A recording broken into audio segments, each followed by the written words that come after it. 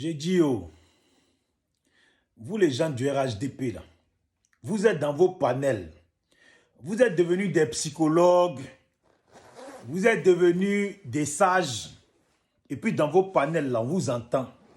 C'est maintenant que vous parlez de la Côte d'Ivoire, vous parlez des intérêts des Ivoiriens, vous parlez de la valeur de la vie.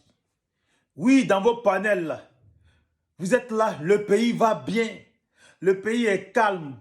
Il faut qu'on pense à notre vie. C'est toujours nous que les politiciens utilisent. C'est toujours nous que, c'est nous qui perdons nos vies. C'est toujours nous qu'on se sacrifie. Hein? C'est toujours nous qu'on se sacrifie. Les politiciens, leurs enfants ne sont jamais là dans les manifestations. Et puis, etc., etc. C'est pas eux qui risquent leur vie. Donc, il faut que maintenant l'opposition, là, eux, ils pensent à leur vie. On doit penser à nos vies. C'est ça, hein? On doit penser à nos vies. Mais vous, là, vous voulez que les autres pensent à leur vie pour que votre papa, là, il reste au pouvoir jusqu'en 2060, 2100. Et puis les autres, là, ils restent comme ça marginalisés. Ils restent comme ça dans leur solitude. Ils restent comme ça pendant que c'est vous qui mangez. Vous êtes les bienvenus. En tout cas, vous vous plaisez, quoi. Vous vous plaisez quand vous étiez au nord, là-bas, là. Ou quand vous étiez à Bobo, à droite, à gauche, dans les mosquées, et puis etc.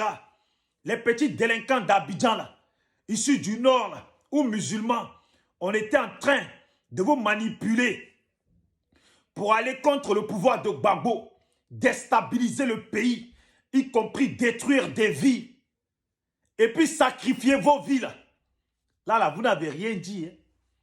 Vous n'étiez pas conscient qu'il fallait aller à la paix dans le pays.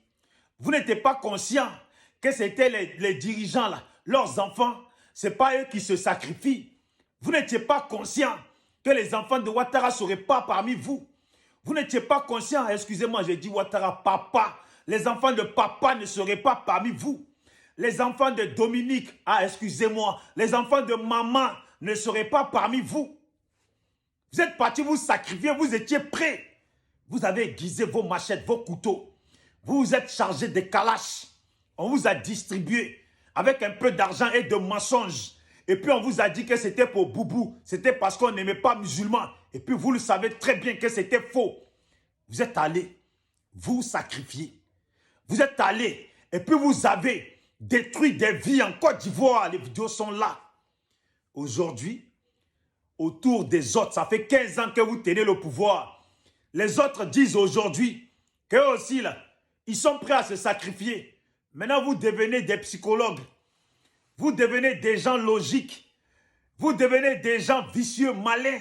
Il faut maintenant penser à la vie. Vous passez des messages de penser à la vie. Vous pensez maintenant des messages comme quoi les dirigeants, là, leurs enfants ne seront pas dans les marches. Ok. De la même façon que hier, vous n'avez pas pensé à ça. Vous n'avez pas considéré ça.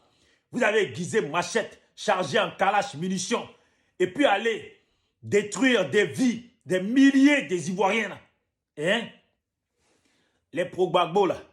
Et puis l'opposition, là. Qui en a marre de la dirigeance de votre papa. Et puis de tous vos papas. Parce que vos ministres sont aussi vos papas. Ce n'est pas qu'Alassane.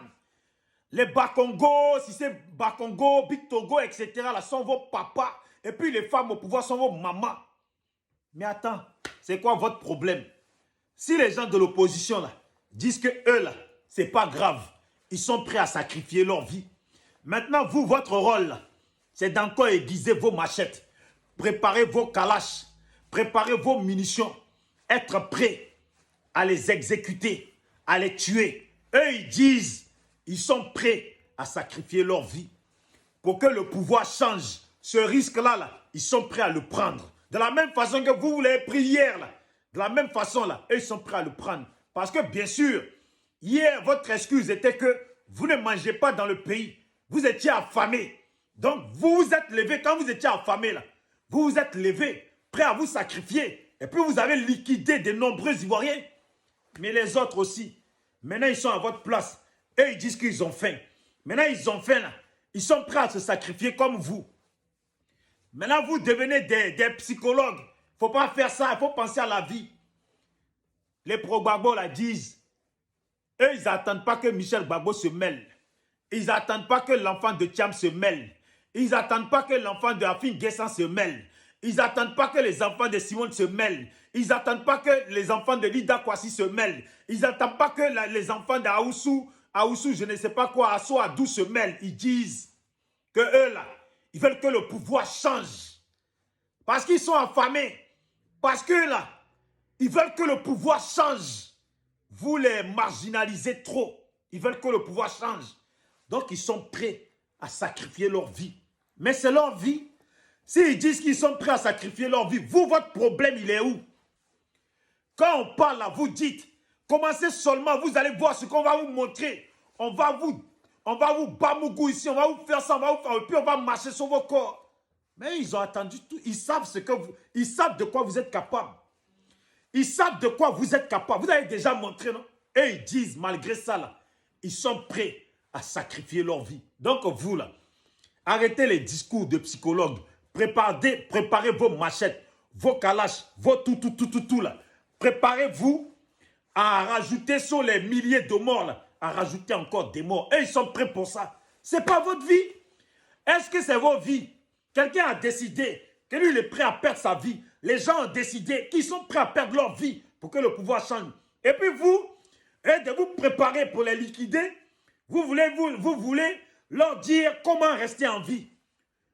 Vous savez, hier, vous aviez faim. Vous étiez prêts à tout.